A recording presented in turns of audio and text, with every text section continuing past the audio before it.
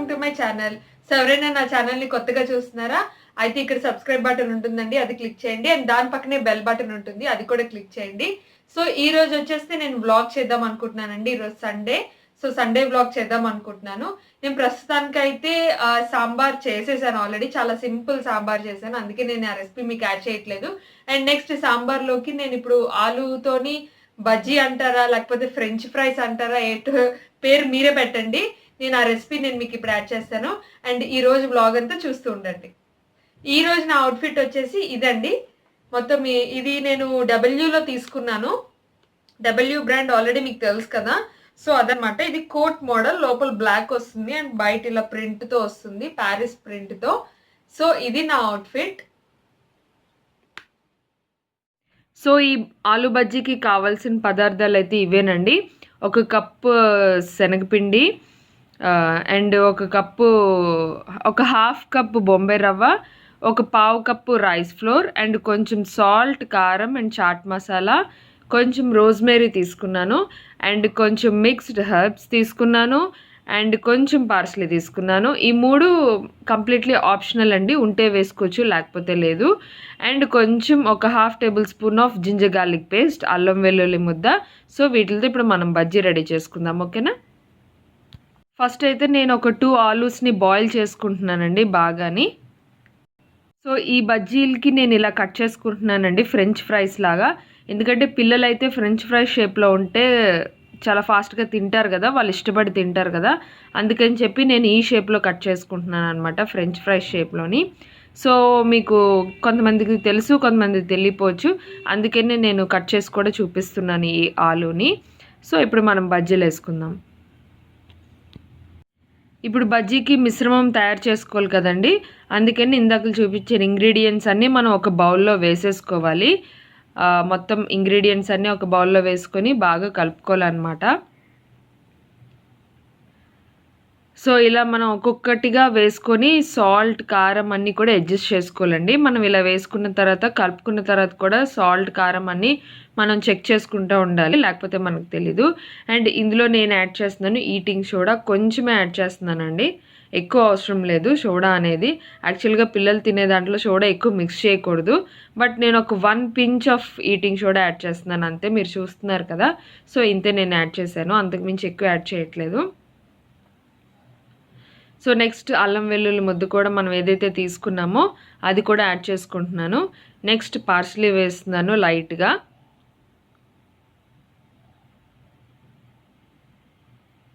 దాని తర్వాత mixed herbs తీసుకుంటున్నానండి.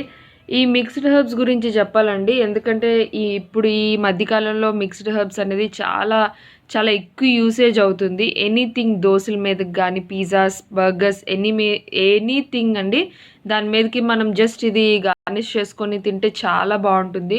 టేస్ట్ వైజ్ బాగుంటుంది, హెల్త్ పరంగా కూడా మనకి చాలా మంచిది అనమాట ఈ మిక్స్డ్ హెర్బ్స్ అనేది.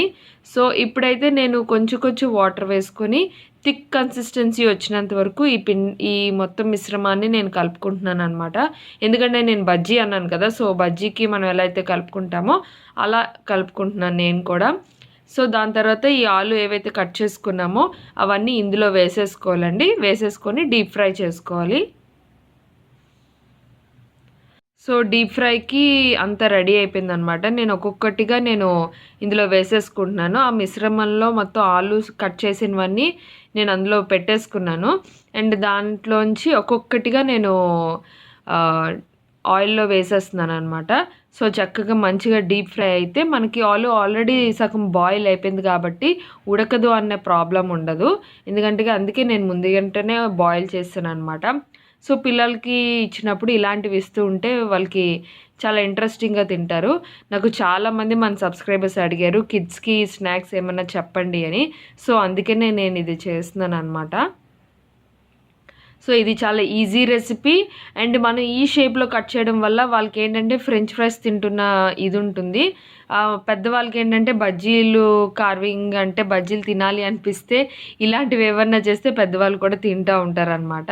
సో డిఫరెంట్గా ఉంటుంది కదా. సో నేనైతే ఒక మీడియం ఫ్లేమ్లో పెట్టుకొని ఒక 10 minutes దీన్ని ఉడికించుకుంటున్నాను అనమాట. సో ఇలా మనం డీప్ ఫ్రై చేసుకోవాలి. ఆబ్వియస్లీ మీ అందరికీ తెలుసు, తెలియని వాళ్ళ కోసం కూడా నేను చెప్తున్నాను. మనం ఇలా డీప్ ఫ్రై చేసుకుంటే మన ఆలు బజ్జీ రెడీ అయిపోతుంది. సో చాలా సింపుల్ అండి, చాలా త్వరగా మనం ఈవినింగ్ స్నాక్స్లో పిల్లలకి ఇచ్చేయచ్చు. ఎక్కువ కష్టపడాల్సిన అవసరం లేదు, ఈజీ రెసిపీ అనే చెప్పచ్చు, ఎందుకంటే జస్ట్ అది బాయిల్ చేసి పెట్టడమే. సో ఇక్కడైతే ఫస్ట్ టైం వేసేసాను, ఇది సెకండ్ టైం కూడా. ఆలు బజ్జీ రెడీ. సో రెసిపీ చూసారు కదండి, పొటాటోతో చేసిన ఏమంటారు దానికి, ఏం పేరు పెట్టాలి, ఫ్రెంచ్ ఫ్రైస్ ఆర్ బజ్జీ ఏదంటే అది. నెక్స్ట్ నేను ఇప్పుడు రెడీ అయ్యానండి. ఇప్పుడు నేను ఒక సర్ప్రైజింగ్ పర్సన్ని కలవడానికి వెళ్తున్నాను అనమాట. నాతో పాటు మీరు కూడా వచ్చేయండి మరి.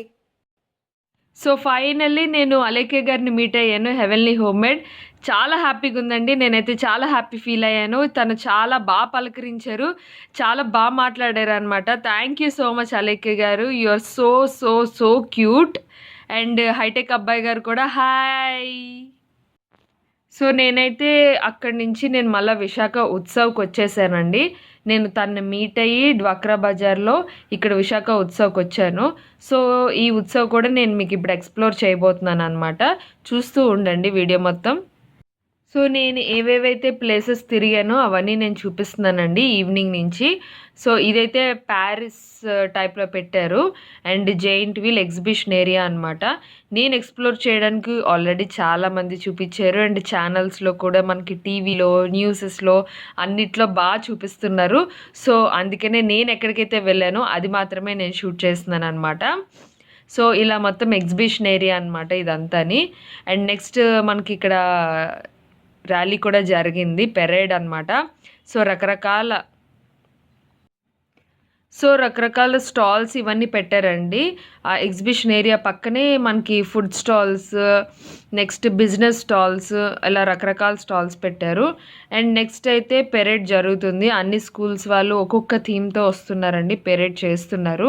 చాలా బాగున్నది, చూడ్డానికి అయితే చాలా బాగా అనిపించింది. నేను ఎక్స్ప్లెయిన్ చేసేదానికన్నా మీరు చూస్తే చాలా బాగుంటుంది. సో చూస్తూ ఉండండి. అండ్ లాస్ట్లో ఏంటంటే మనకి F2 మూవీ ఒకటి ఉంది కదండి, అది కూడా ఆడియో రిలీజ్ అవుతుంది అనమాట. సో వెంకటేష్ అండ్ వరుణ్ తేజ్ది మల్టీ స్టారర్ మూవీ వస్తుంది కదా, దానిది కూడా మనకి ఇక్కడ ఆడియో రిలీజ్ అవుతుంది. అది కూడా నేను కొంచెం షూట్ చేశాను, చూస్తూ ఉండండి వీడియో మొత్తం.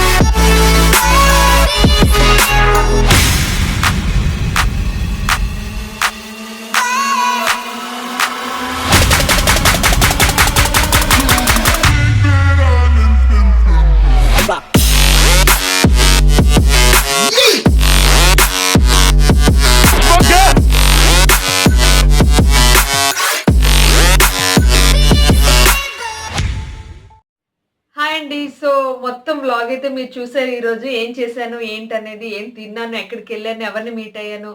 సో మీకెలా అనిపిచ్చింది వ్లాగ్ మొత్తం? నేనైతే చాలా హ్యాపీ అండి. ఎందుకంటే నేను మన అలేఖ్య గారిని మీట్ అయ్యాను. తను చాలా చాలా క్యూట్ గర్ల్ అని చెప్పొచ్చు. She is very down to earth అన్నమాట. చాలా మాట్లాడారు. అండ్ సో అక్కడ నేను సబ్స్క్రైబర్స్ ఇద్దరు కాదు ముగ్గురు మీట్ అయ్యారండి. పావని, రమ్య అండ్ మహాలక్ష్మి గారు. సో 3 సబ్స్క్రైబర్స్‌ని నేను అక్కడ మీట్ అయ్యాను.